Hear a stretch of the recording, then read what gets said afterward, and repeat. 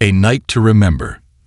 The sharpness of Ezra's words hung in the air like a delicate blade poised for action. The restaurant, once filled with the rich laughter of patrons and the soft clinking of fine china, now seemed oddly distant. The music from the grand piano, which had been a soft backdrop to the evening's festivities, now felt muffled, almost as if the room itself was holding its breath. Mason stared at Ezra for a moment, his expression unreadable.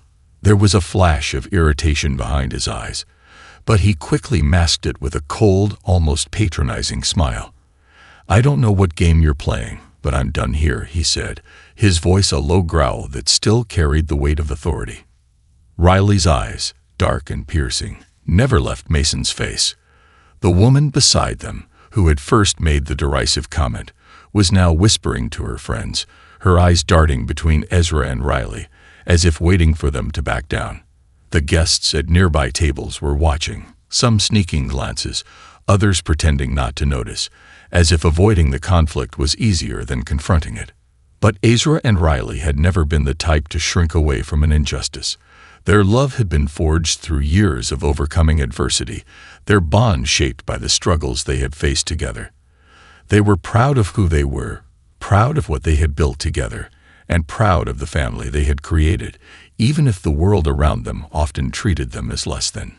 Ezra stood slowly, his tall frame casting a shadow over the table, and Riley, ever poised and unshaken, followed suit. She reached out and placed a hand on his arm, a silent gesture of support. Despite the tension, there was a quiet strength between them, the kind that came not from words, but from their shared history. "We're not going anywhere," Ezra said again, his voice firm and unwavering. Mason took a step back, clearly flustered. He had been in this business for decades, running one of the most prestigious restaurants in the city. He had dealt with difficult customers, unruly diners, and even a handful of confrontations, but nothing like this. He was accustomed to being in control, to dictating the flow of the evening.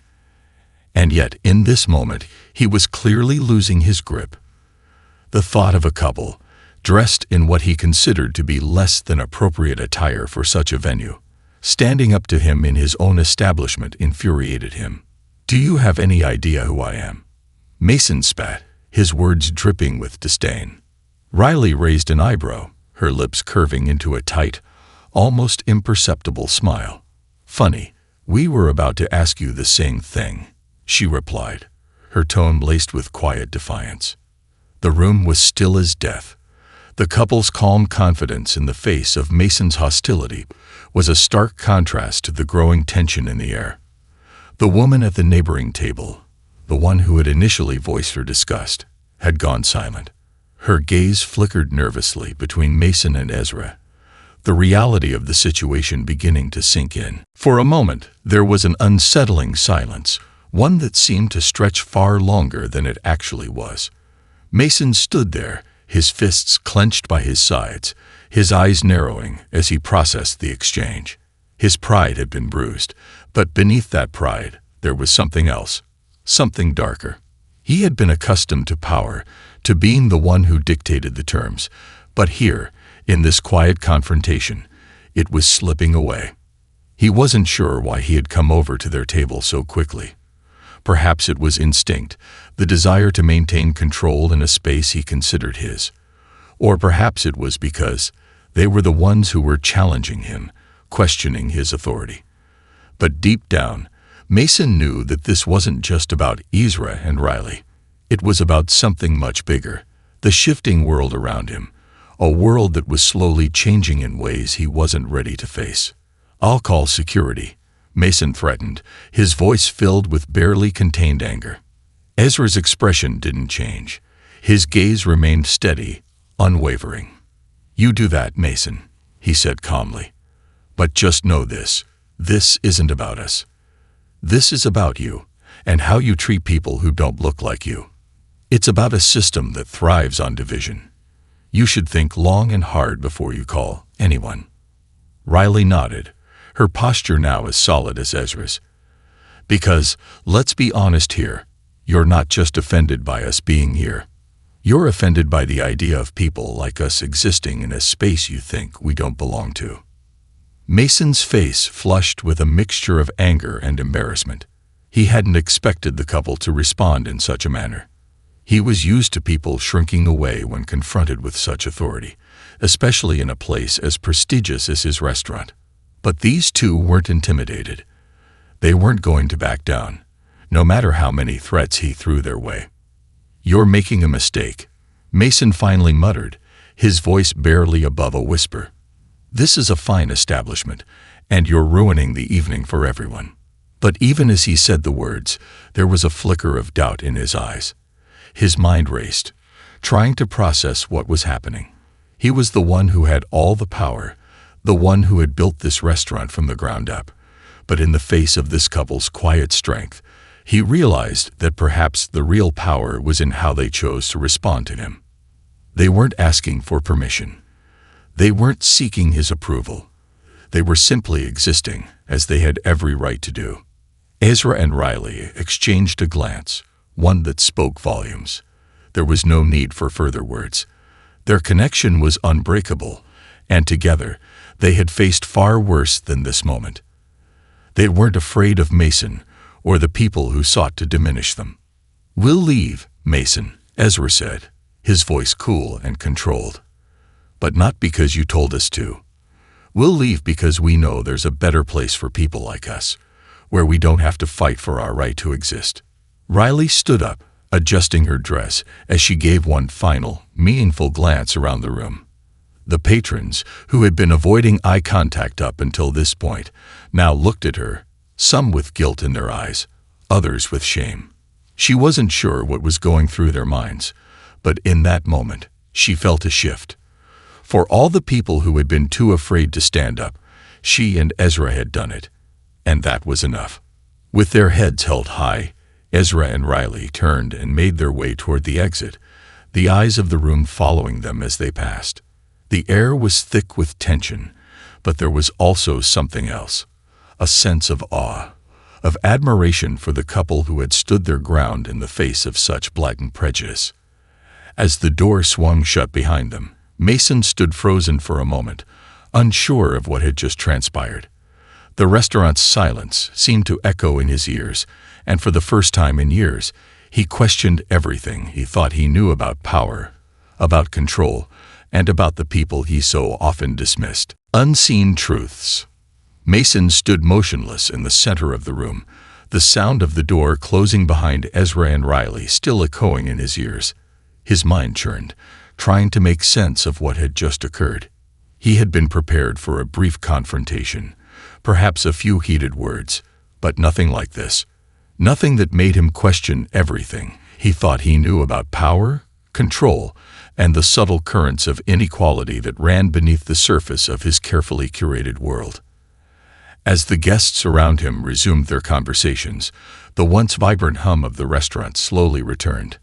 But for Mason, it felt distant, like he was watching it from another place, as though he were no longer part of the scene. His hands trembled slightly as he wiped his forehead with a cloth napkin, an action so out of character that even the nearby staff noticed. One of the waiters, a young man with dark hair and a sharp uniform, approached Mason cautiously. His eyes darted from Mason to the now empty table where Ezra and Riley had sat, then back to the owner. He had witnessed the exchange from a distance, but wasn't sure what to make of it. "Is everything okay, sir?" the waiter asked hesitantly. Mason blinked, as if coming out of a trance. He gave the young man a tight smile, though it didn't reach his eyes. Yes, everything is fine. Just an unfortunate situation." The waiter nodded but lingered, sensing the tension still radiating from the owner. I can speak to the guests if you'd like, to smooth things over." Mason shook his head quickly, dismissing the idea. "No need. I'll handle it." The young man hesitated before retreating, casting a last glance at the door Ezra and Riley had exited through. Something about the couple's dignified exit had unsettled him. It wasn't the confrontation itself, nor was it Mason's usual authority. It was the quiet strength Ezra and Riley had displayed. their unwavering confidence in the face of such blatant disrespect. He couldn't help but wonder what they had endured to become the people they were, how they had come to carry such resolve. Mason stood at the entrance of the restaurant, staring at the empty street beyond. The night was colder now, the wind tugging at the edges of his expensive suit, making him feel smaller than he ever had before. He had built this restaurant from nothing, and in doing so, had surrounded himself with wealth, prestige, and a kind of exclusivity that made him feel untouchable. He had worked tirelessly to climb to the top, to create an establishment where people like him, people of his class, of his social standing, could dine without the intrusion of those who didn't belong. The irony, however, was that in trying to maintain that exclusivity, he had managed to convince himself that his view of the world was the only one that mattered. But tonight had shaken that belief. The couple who had entered his restaurant with nothing but the same reservation as everyone else had challenged the very foundation of his worldview. And their refusal to back down was not just an act of defiance. It was a quiet, searing truth that seemed to pierce straight through him. He had reacted out of habit, out of years of entitlement that had become second nature.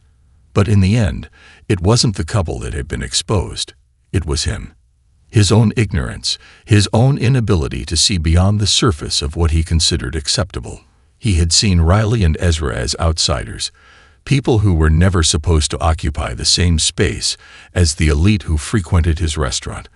But what had happened tonight had turned that idea upside down. Mason's mind reeled with this uncomfortable revelation.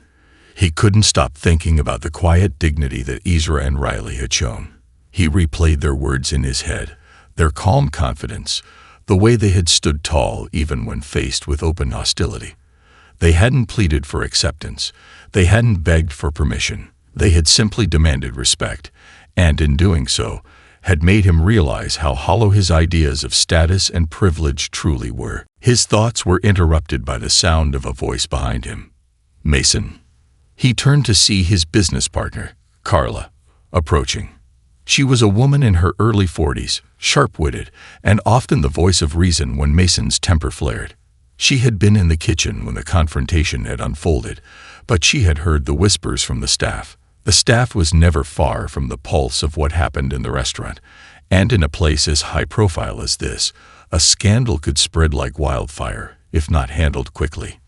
Carla's eyes scanned the room, her gaze sharp. What happened? Mason opened his mouth, ready to offer an explanation, but the words stuck in his throat. He didn't have a good reason for what he had done. He could feel the weight of his actions pressing down on him. There was no defense for how he had treated the couple. There was no justification for the way he had allowed his own biases to dictate how he responded to them. He had made a choice, and now he had to live with it. I messed up, Carla, Mason said, his voice low. He ran a hand through his hair in frustration.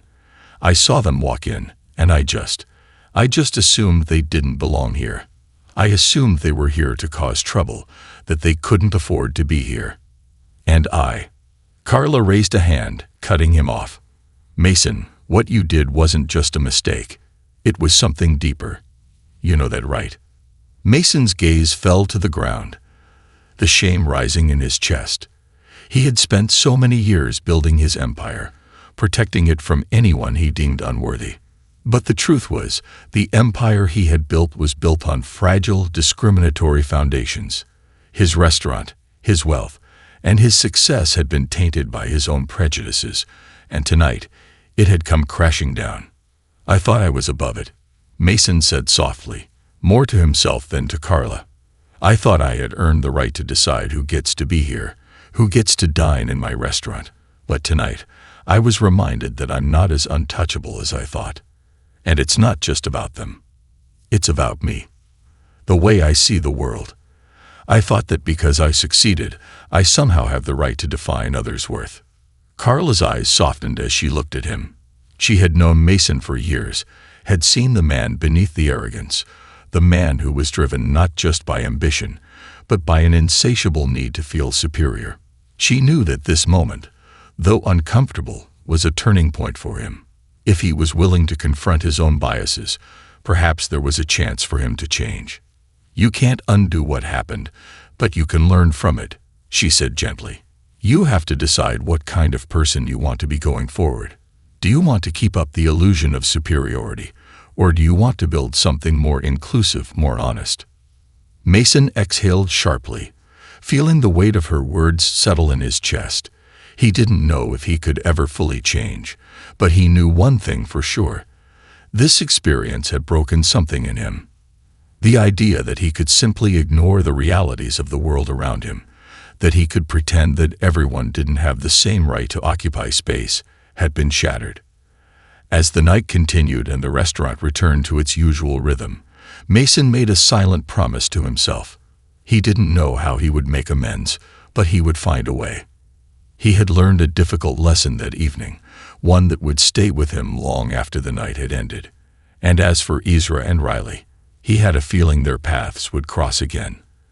When they did, he would be ready to face them, not as a man who held the keys to an exclusive kingdom, but as a man who had been humbled by the very people he had once looked down upon. The question now was whether he could rise to meet the person he had the potential to become. Reflections in the silence. The following days were nothing short of uncomfortable for Mason. The restaurant, still humming with its usual clinking of glasses and hushed conversations, seemed like a facade, one that no longer felt as secure or invulnerable as it had before. Every time he walked through the door, the weight of the incident with Ezra and Riley pressed down on him, heavy and undeniable. The luxurious surroundings, the polished wood, the gleaming silverware, nothing about his world seemed to shine the same way. His employees, ever the silent observers, seemed to walk on eggshells around him. They had witnessed Mason's reaction to the couple, and although no one dared speak of it aloud, the discontent simmered in the staff room. Between shifts, in the whispered exchanges in the back halls, word had spread. While Mason had hoped the moment would be forgotten in the passage of time, the tension in the air told him otherwise. It wasn't just about the incident anymore. It was about what it represented. It was about the uncomfortable truth that had been exposed, not only in him, but in the systems that had allowed his assumptions to flourish unchecked for so long. The evening after the incident, Mason had retreated to his office, a sleek and modern space at the back of the restaurant. It was his sanctuary, the place where he usually retreated to regain control, to reset himself. But that night, he couldn't shake the feeling of being trapped in the very walls he had built around himself.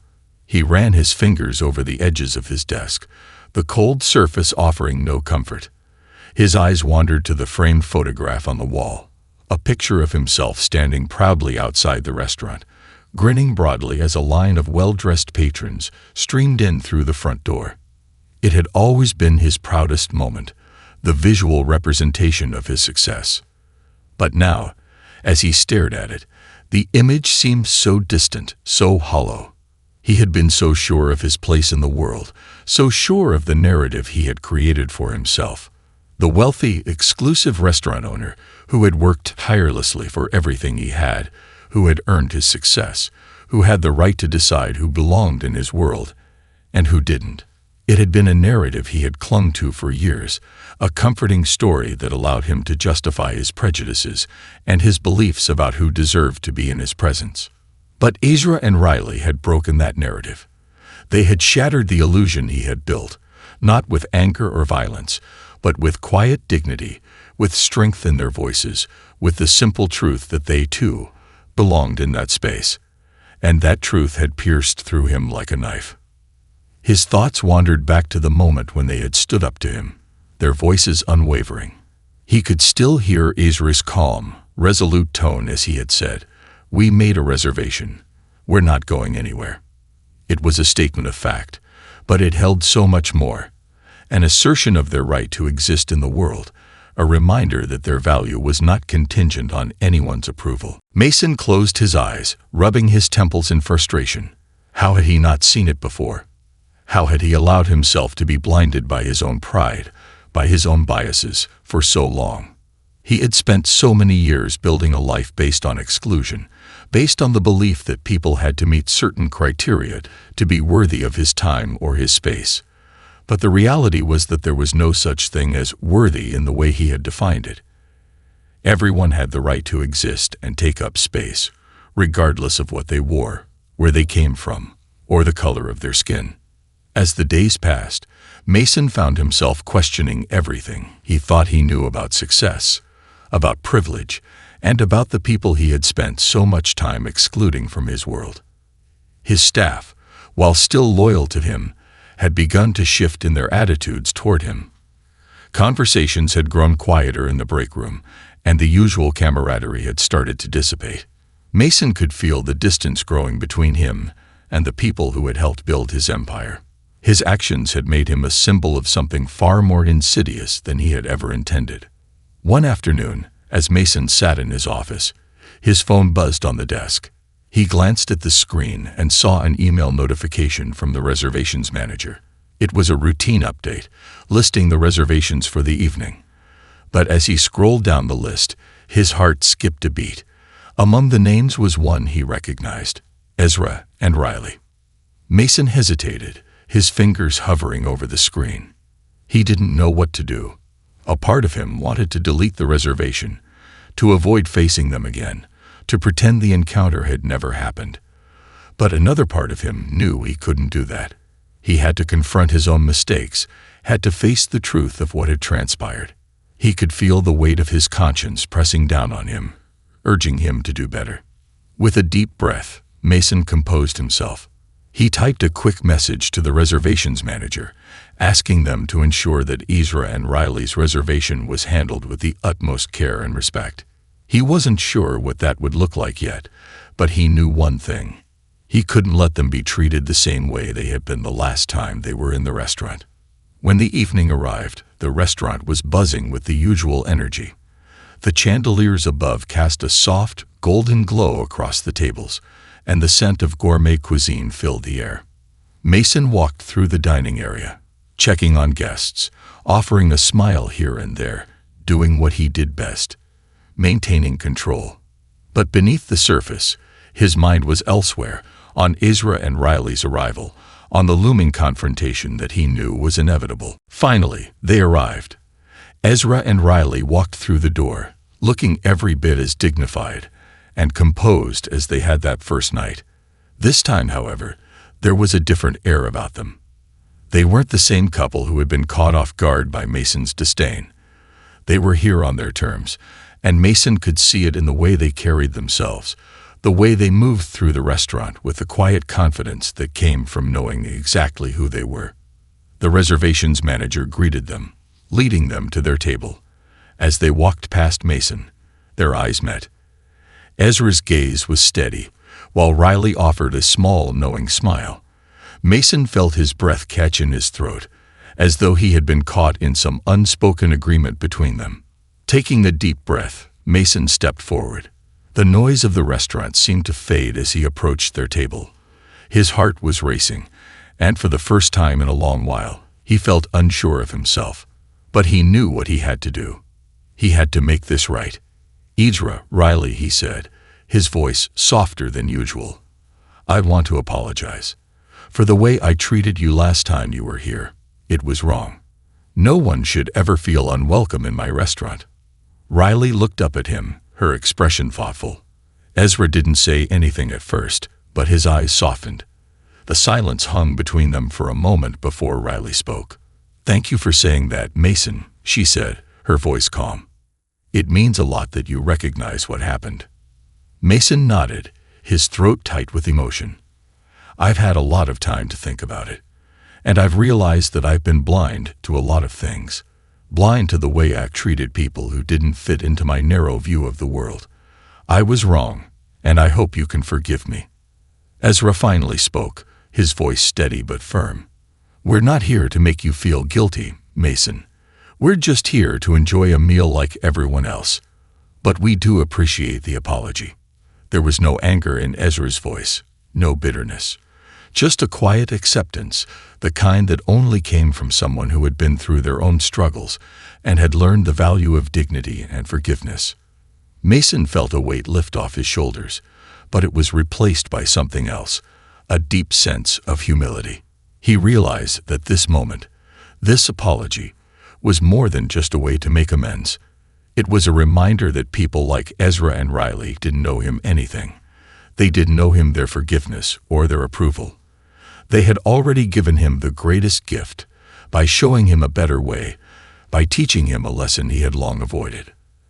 As the evening unfolded, Mason watched them from afar, observing how they interacted with the staff, how they held their heads high, how they simply existed without seeking anyone's permission. And in that moment, Mason realized that the real change had already begun. It wasn't something he could force or manufacture. It was something that had to come from within, from a place of true self-reflection and growth. The restaurant buzzed around him, but Mason no longer felt disconnected from it. He was part of it now, not as a figure of authority, not as a symbol of exclusivity, but as someone who had been humbled and had begun the difficult process of learning how to see people for who they truly were, not just what they appeared to be. The night went on, but Mason knew that the change was far from over. He still had a long road ahead, but for the first time, he was ready to walk it. The weight of the lesson Ezra and Riley had taught him had left an indelible mark on his soul, and he knew that nothing would ever be the same again. A reckoning with the past.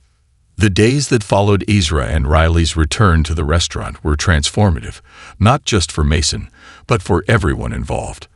What had started as an uncomfortable and tense moment now blossomed into a period of reflection, change, and, ultimately, growth. But growth was never easy, and the process was often painful. Mason began to question the very foundation of his beliefs, the beliefs that had shaped his life for so long. The idea that success could be measured by wealth, status, and the ability to exclude anyone who didn't fit a certain mold had always been deeply ingrained in him. It had been his mantra, the guiding principle by which he had built his restaurant empire, his reputation, and his sense of self. But after that night, the night when Ezra and Riley had stood their ground and refused to let him dictate their worth, he realized just how fragile that foundation really was. It had been built on assumptions, on prejudice, and on a refusal to see the humanity in others who didn't fit the narrow confines of his worldview. And now, all of that was coming undone. One evening, as Mason stood by the bar, his gaze drifting over the well-dressed patrons seated around the restaurant, a thought occurred to him, a thought so simple, yet so profound. He had spent so many years curating the perfect image of exclusivity, surrounding himself with people who, in his mind, deserved to be there. But had he ever stopped to consider who truly deserved to be there? Was it really about the price of the wine or the designer suits? Or was it about something deeper, something that transcended wealth and appearance? The question gnawed at him, and for the first time in years, he felt a growing discomfort in the very environment he had created. The polished marble floors, the gleaming chandeliers, the sophisticated dishes, all of it seemed to pale in comparison to the realization that had slowly begun to take root in his heart. None of it mattered. What mattered were the people, every person who walked through that door, regardless of their background, their bank account, or the color of their skin. But confronting that realization meant facing something far more difficult, his own history. As he walked through the restaurant's kitchen that evening, Mason found himself stopping in front of the kitchen staff. They were preparing for the night's service, working in quiet coordination, and the hum of their activity provided a stark contrast to the thoughts swirling in his mind. He had known many of these workers for years, but had he ever really seen them? Had he ever truly acknowledged their worth beyond their roles in his establishment? There was Louis, the line cook, who had worked with him for nearly a decade. Then there was Simone, the sous chef, a brilliant woman whose talent had never been fully appreciated by Mason, and Theo, a young man who had started as a dishwasher but had quickly risen through the ranks. All of them had contributed to the success of the restaurant, but Mason had never taken the time to get to know them beyond their professional titles. They were part of the machine that had made his restaurant run, but they had never been considered part of the exclusive world he had so carefully cultivated. It wasn't until this moment when he was forced to confront the truth about his own biases, that Mason realized just how much of their lives he had ignored. He had viewed them as tools for his success, not as individuals with stories, dreams, and experiences of their own. And it hurt him to admit it, but it was true. He had been blind, wrapped in his own sense of superiority, dismissing their humanity for the sake of his own comfort. The realization was overwhelming, and Mason's heart sank with guilt. He had been so focused on climbing higher, on building a world that catered to the elite, that he had failed to see the people who had helped him get there. The very same people who had sacrificed their time, their energy, and their expertise to make the restaurant what it was. Louis, the line cook, looked up at Mason as he approached. "Everything going smoothly, chef?" Louis asked, a practiced smile on his face. Mason nodded absently, his mind elsewhere. He couldn't meet Louis's gaze, and the words that came out of his mouth felt foreign, as if they didn't belong to him. "How's everything, Louis? How are you doing?" Louis paused, raising an eyebrow. He was used to Mason's curt, almost detached demeanor, but the question seemed different. It wasn't a demand or an expectation. It was genuine curiosity. "I'm good, Mason," Louis replied cautiously, unsure of what to make of the change in Mason's tone. "Been working a lot, you know. Same old." Mason nodded, his heart heavy. "I've been meaning to ask, what do you want, Louis? What do you really want from this job? What do you want from your life?"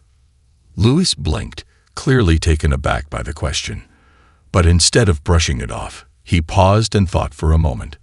He had never been asked that by Mason before, never had his opinions or his ambitions been considered. "I don't know, chef," Louis said slowly. I guess I just want to do something that matters. I want to be good at what I do, you know. And maybe one day I'll open my own restaurant. That's the dream, right?" Mason felt a pang in his chest. For years, he had viewed Louis's ambition as nothing more than a dream of someone content to stay in the background, someone who would always remain in the shadows of the high-end chefs and the wealthy patrons. But now, hearing Louis speak with such sincerity, Mason realized how little he had truly understood. "I think you'll get there," Mason said quietly, finally meeting Louis's gaze. "I really do." Louis smiled at the unexpected praise. "Thanks, chef." It was a small exchange, but to Mason, it was a moment of clarity.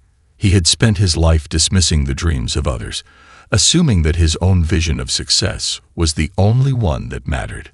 But now, he was beginning to understand that the world wasn't just made up of people who fit into his narrow definition of success.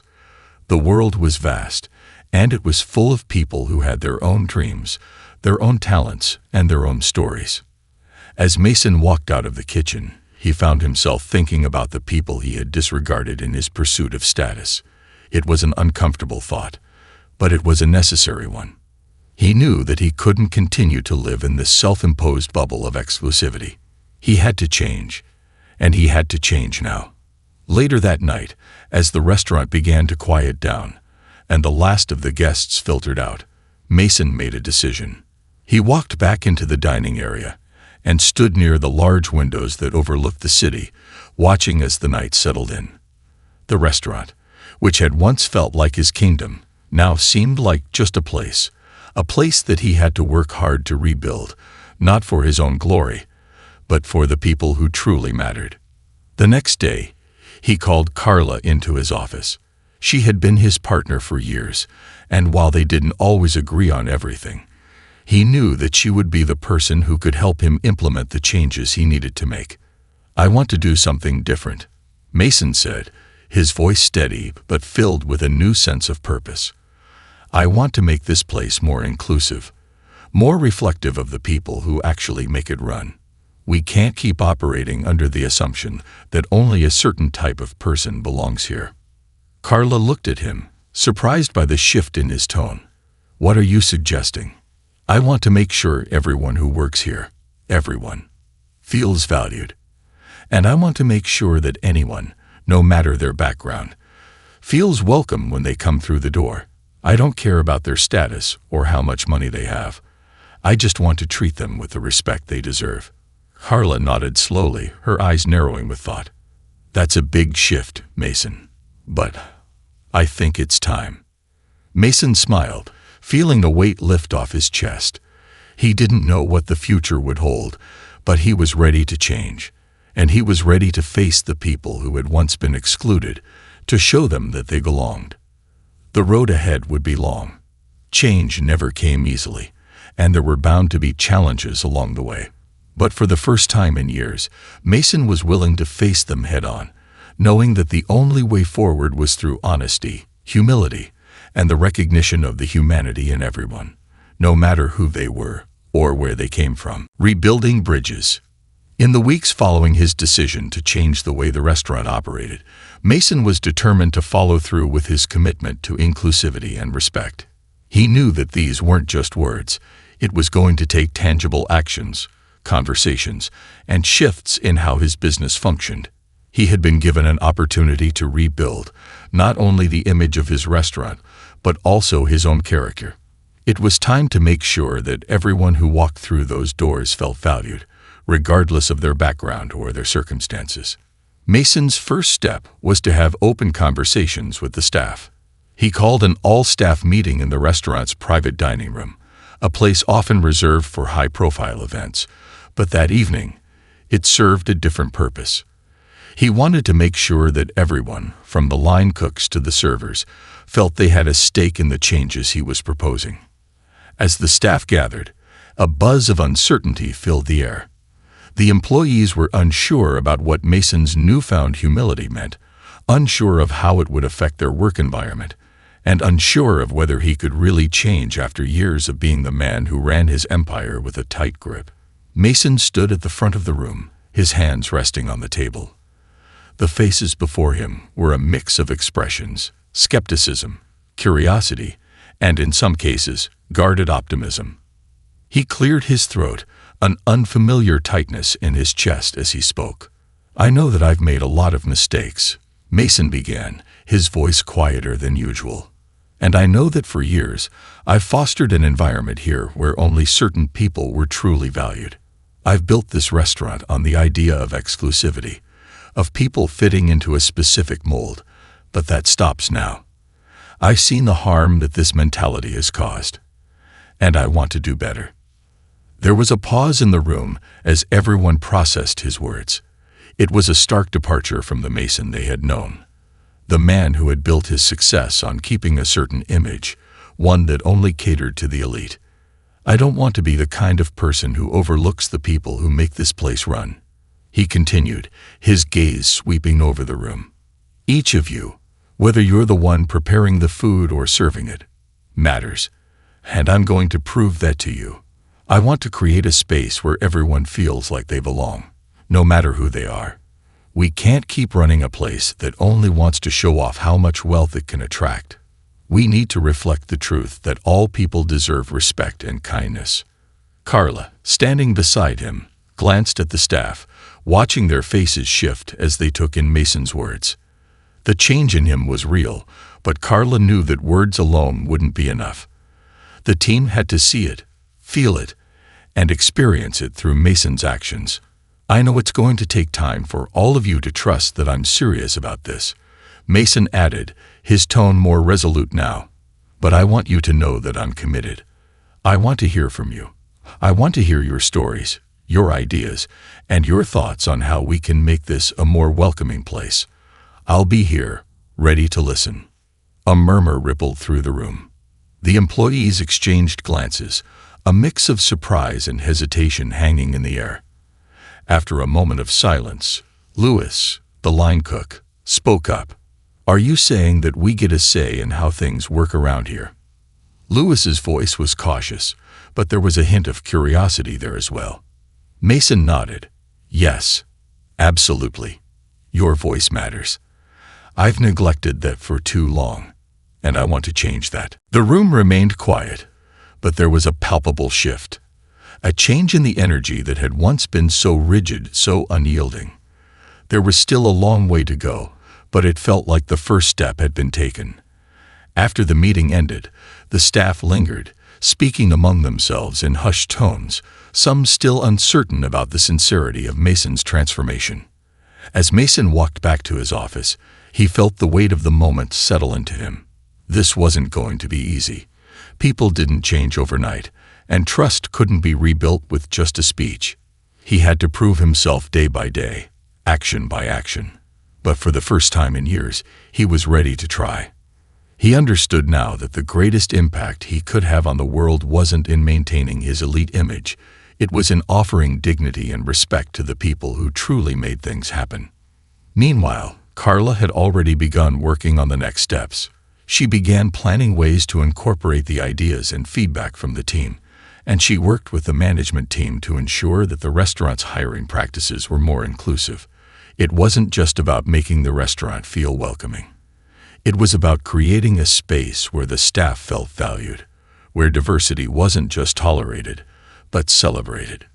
One of the most significant changes they made was to ensure that all team members, from the kitchen to the front of house, were offered opportunities for professional development, regardless of their position. Every staff member, whether they were washing dishes or working as a maitre d', was encouraged to pursue their dreams, to take on new challenges, and to grow. The company's culture was slowly being transformed from one of hierarchy and exclusivity to one that emphasized collaboration, respect, and empowerment. And then there was the matter of the guests. Mason knew he couldn't just change how the restaurant treated its staff. He needed to ensure that the environment within the restaurant was more inclusive too. It wasn't enough to be kind to his employees if the dining experience was still exclusive, judgmental, and elitist. He started by adjusting the tone of the restaurant's marketing materials, removing language that conveyed exclusivity and replacing it with messaging that emphasized community, inclusion, and quality. He also began reaching out to organizations and individuals from diverse communities, inviting them to dine at the restaurant, offering special events that would showcase diverse cuisine, art, and culture. The restaurant started to host cultural nights, featuring musicians, artists, and performers from different backgrounds, creating a space where the community could come together, where all people could celebrate their shared humanity. It wasn't a quick fix, and it wasn't without challenges. There were some guests who didn't like the changes.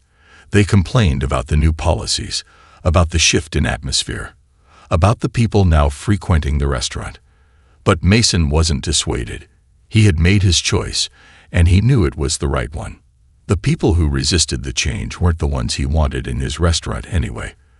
The ones who truly mattered, the ones who appreciated the value of inclusivity and community, would continue to show up. As time passed, the restaurant began to transform in ways Mason hadn't even anticipated. It wasn't just about the food or the decor. It was about the energy that had shifted. The staff felt more invested in their work, more eager to serve with pride and dignity. The guests who came to dine felt welcomed and appreciated.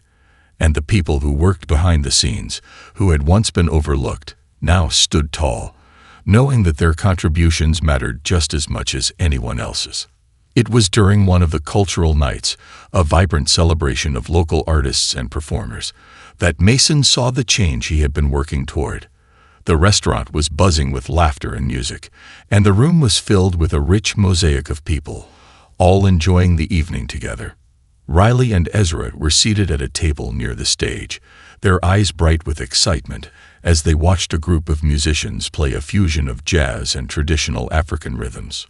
Mason had asked them to come as his guests. He knew that this evening, in this moment, was the embodiment of what he had been striving for, a world where people from all walks of life could come together, where diversity wasn't something to be feared, but something to be celebrated. As he looked around the room, Mason felt a deep sense of pride. This wasn't just a restaurant anymore. It was a place of connection, of stories shared, and of growth.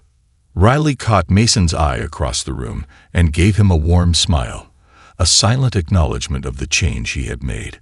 It was a simple gesture, but to Mason, It meant everything. He had learned something profound through this process, something that went beyond the food, beyond the decor, and beyond the rules he had once lived by. He had learned that true success wasn't about who you kept out. It was about who you invited in, who you lifted up, and who you respected. And as long as he kept that in mind, the restaurant would continue to be a place of true belonging. The night ended with Mason standing at the front of the restaurant, watching the guests leave. There was a sense of quiet satisfaction in his chest, a feeling that he was on the right path. It had been a long journey, and it wasn't over yet, but for the first time, he felt truly connected to the world around him. And that connection, he knew, was the key to everything that was to come. The fruits of change. The transformation Mason had begun in his restaurant didn't happen overnight, but over time, the changes became undeniable. It was a gradual evolution, and as the days turned into weeks, and weeks into months, Mason could feel the shift within himself and in the very fabric of the restaurant. He had done the hard work of looking inward, acknowledging his biases, and confronting uncomfortable truths about himself. Now it was time to see how those lessons would manifest in the long run, not just within the walls of his establishment, but in the way he interacted with the world around him. The first major test came in the form of an annual gala the restaurant hosted. It was typically an exclusive event, one that catered to the city's elite, the powerful, the well-to-do. The evening was meant to showcase the finest cuisine, the most prestigious guests, and the highest levels of sophistication. It had always been a night to impress, an evening to maintain the illusion of exclusivity and wealth. But Mason knew that this year, the gala would be different. He had already made the decision that the event would reflect the values he had worked so hard to instill in the restaurant. This was no longer about showing off. It was about creating an experience where everyone, regardless of their social standing, could feel welcome, valued, and included. He met with Carla in the days leading up to the event. She was his partner in every sense of the word, and he knew he needed her support to make this transition successful. She had become an indispensable part of the team, and together they were a force of change. They sat in the restaurant's back office, surrounded by files, guest lists, and event plans. "So, what's the plan for the gala?" Carla asked, flipping through the pages. She was the pragmatic one, always looking for the practical steps to implement big ideas. Mason took a deep breath and sat back in his chair, rubbing his hands together as he spoke. "I want it to be an event that reflects who we are now, not just who we've been. We can't keep pretending that our success is only about the wealthy and the powerful. We need to celebrate everyone, the staff, the guests, the people who make this place thrive. We need to open the doors and invite those we might have overlooked before." Carla raised an eyebrow. "You're suggesting we invite people outside of the usual crowd, the people who may not be able to afford the ticket price or fit into the traditional guest list?" Mason nodded. "Exactly. We'll invite community leaders, volunteers, artists, and people from underrepresented backgrounds. I want the event to be an opportunity for everyone to come together, regardless of their economic status. We're going to open our doors to people who've never been invited to a gala like this before. This isn't just about the glitz and the glamour. It's about building bridges." Carla sat quietly for a moment, taking in what Mason had said. "It's going to be a risk. Not everyone is going to be comfortable with this shift. You're asking people to look beyond the status quo." Mason smiled. "I'm not asking them. I'm telling them. This is the new direction of this place, and I won't back down." Carla studied him for a moment longer, and then nodded. "All right, let's make it happen. But you know the pushback is going to come, right? Some people aren't going to understand this. Some will think it's a publicity stunt." "I don't care what they think," Mason said, his voice firm. "This isn't for anyone else. It's for us. It's for the people we've been excluding, whether consciously or not. It's time we take responsibility for that." The conversation ended with the two of them hashing out the details, discussing how they would reframe the evening and ensure the message of inclusivity was clear. They began reaching out to community organizations, to artists, and to people who had never been given a seat at the table.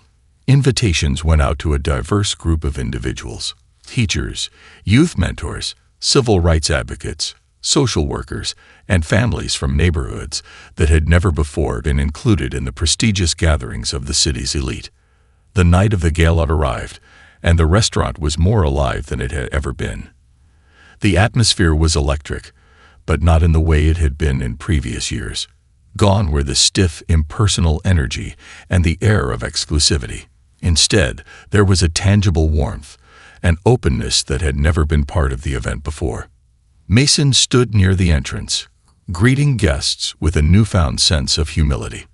There were the familiar faces, wealthy patrons, business partners, and high-profile guests, but now there were also faces that had been missing in the past, people from all walks of life, individuals who had been invited to celebrate not their wealth, but their contributions to their communities. He watched as they mingled with the more affluent guests, as conversations flowed freely, as artists displayed their work, and as the once divided groups began to blend together into a shared celebration of humanity. The music that filled the room was eclectic, a mix of genres and styles that represented the diversity of the crowd. There were jazz musicians from a local school, a flamenco guitarist, and a spoken-word poet whose words captured the struggles and triumphs of the marginalized communities in the city. It wasn't just a night of high-class performances. It was a night of cultural expression, of people coming together to share their stories. Mason caught sight of Ezra and Riley near the bar, deep in conversation with some of the artists and performers. They looked right at home in the space now, no longer out of place or set apart. They were part of the evening, not because of their status or wealth, but because they belonged. As the night went on, Mason couldn't help but smile. This wasn't just a shift in the way the restaurant operated. It was a reflection of who he had become. He no longer saw himself as a man who controlled the gates of exclusivity. He saw himself as part of a greater community, a man whose purpose was to build connections, to tear down walls, and to create spaces where everyone could feel valued. Later in the evening, as the gala was winding down, Mason found himself at the back of the room, watching the guests dance and celebrate. Carla came up beside him, looking out over the crowd with a satisfied grin. "You did it," she said, her voice filled with pride. "You really pulled it off. People are talking about how amazing it is to see everyone from every walk of life under one roof. This is what we've needed." Mason looked at her, feeling a swell of gratitude. "This isn't just my doing, Carla. It's everyone's. We've all contributed to this. But it's the people who came tonight, those who were never invited before, that make this evening special. It's about their stories. It's about us coming together and saying, 'We all belong.'" Carla smiled, her eyes scanning the room as she took in the diverse crowd. "I think this is just the beginning, Mason. If we can pull this off, imagine what we could do in the future. We could build a movement, a real change." Mason nodded. "This is just the first step. We've only just begun to create a restaurant and a community that reflects the world as it should be, not as it always has been. The future is about more than food or status. It's about respect. It's about connection." As the last guests began to leave, Mason stood at the door, watching them all filter out into the night. He felt a profound sense of peace, a feeling he hadn't experienced in years. The shift he had initiated in his restaurant was about more than just business.